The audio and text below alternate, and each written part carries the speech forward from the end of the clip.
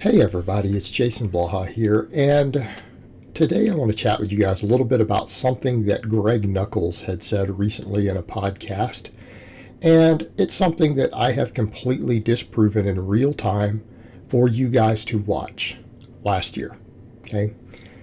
And when you guys have watched me do it, as someone who literally documents and vlogs every single workout that they do, and you guys watched my progression, I would say that no amount of hypothesis is going to disprove that. And it's not just me, there are hundreds of other lifters, if not thousands, who have done the same thing. And it's this claim that the box squat doesn't build the raw squat, that box squatting is really just for equipped lifters because it came out of Westside. Okay? And because it's for equipped lifters, it teaches them how to sit back and everything, that it has no value for anyone else and it won't build a big squat. Okay, well, what's going to happen when I finally get to my 600 squat using this? I guess that's going to be the real question.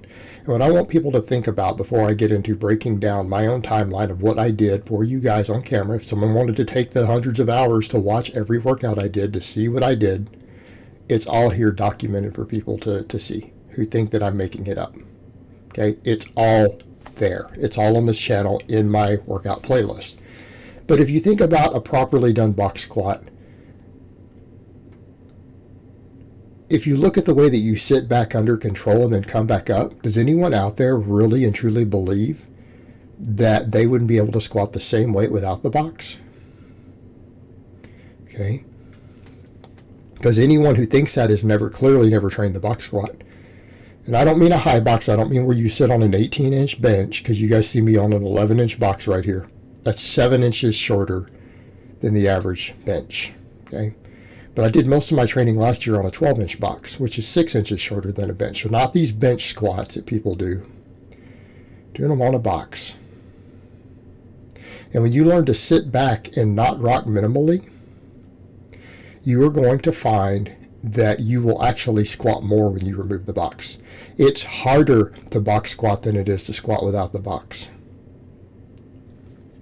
And I have seen it consistently over and over and over with my own clients.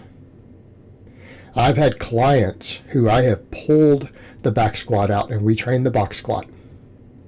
And when they test a box squat max, and the first time they do a back squat, after months of not doing a back squat, hitting bigger numbers eventually on their box squat than what they have ever hit on a normal squat, right? And when they build it to that point and we pull the box out, I have not had a single one of them squat less than 10 pounds more than their box squat.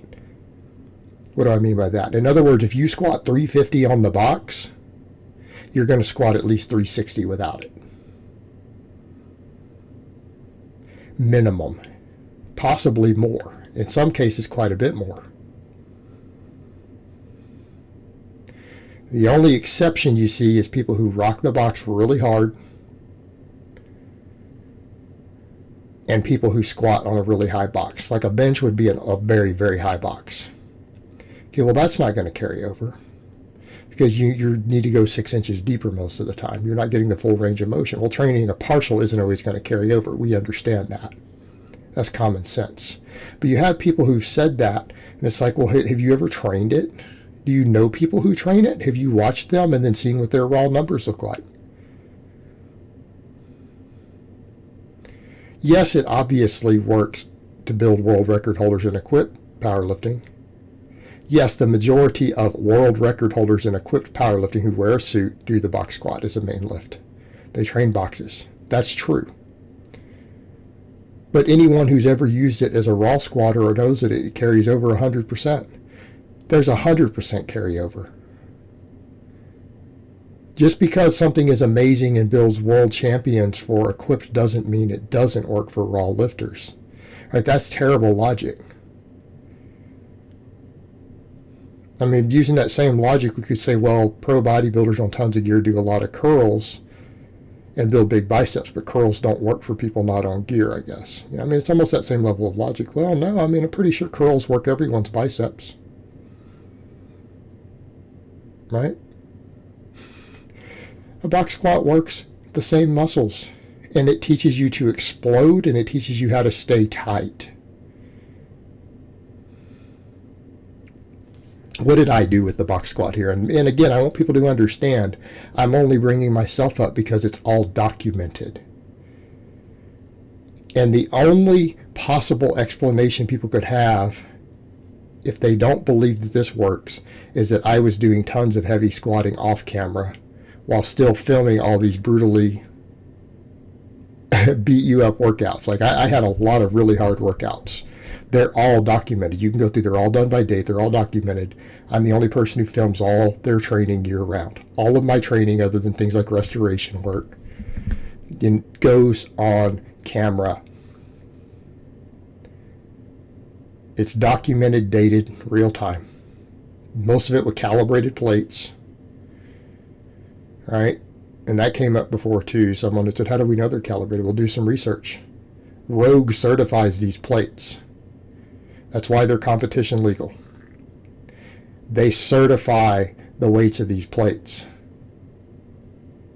I'm clearly using calibrated Rogue competition plates. It's very obvious. You can even tell from the side view there that they have the actual plugs and stuff in them.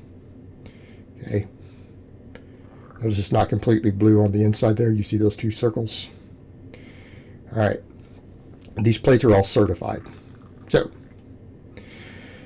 let's come back over to the point. Your only explanation is that I cheated and did tons of heavy back squatting without the box on camera. Well, why would that benefit me? Because then I have clients who hire me and pay me to get results, and I have them box squat, and if the box squat doesn't work, they're not going to get a stronger squat, and they're going to fire me as a coach, and I'm not going to make money. Okay, I have a financial vested interest in being honest about this, because it's going to hurt my money if I made it up. I'm going to lose money. And I don't like losing money. That might be hard for some of you to believe, but I don't enjoy losing money. I like money. All right, so let's come back over. What did I do? You guys saw me again. Yes, I had gotten to a 500 squat back in the UK under different circumstances. I had a lot going on in my life. I detrained heavily, and I built my squat back up to 485. Okay, you guys saw me doing that under Bulgarian training here a couple years back. 485. I didn't crack a 500. I wasn't able to crack a 500 again, while doing nothing but box squats.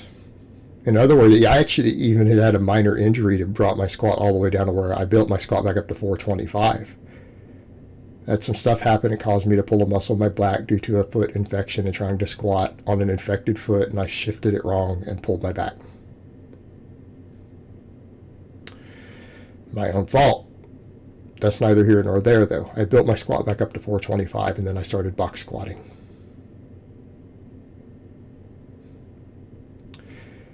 I did nothing but box squats for months and months, something like 8 months straight. And then people were saying, well, that's not going to carry over. Let's see your back squat. I got under a back squat and hit 522. I hit a 522 with no practice, without a box, with no back squatting. Walked in and just hit 522 easily. Then doing a little bit of chain work without the box, and rotating in box squats and other stuff. What did I do? I came in and hit a 552. That's almost a 70-pound increase on my squat.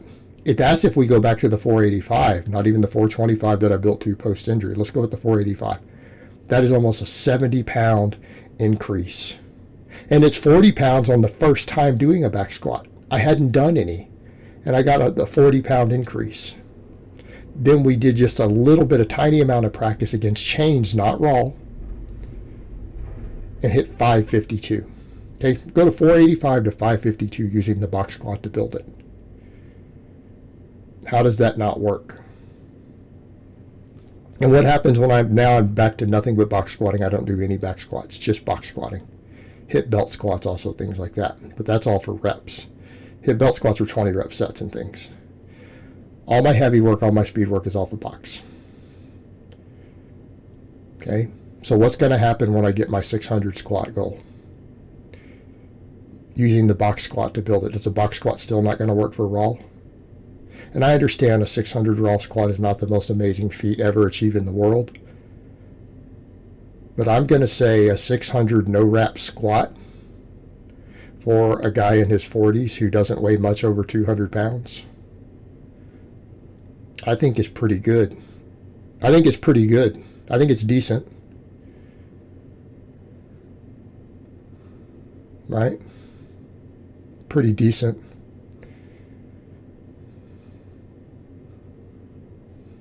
Not quite record, but pretty close for the age bracket. So if I do that, are we still going to say the box squat doesn't work?